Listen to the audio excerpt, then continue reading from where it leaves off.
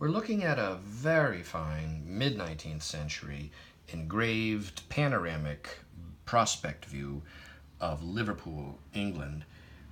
It was engraved by Archer and published actually in Boston by Walker. It's been beautifully hand-colored, rendering it a superior visual example. As you can see, there's tall mast ships, a fine profile of the city, a lot of activity in the foreground.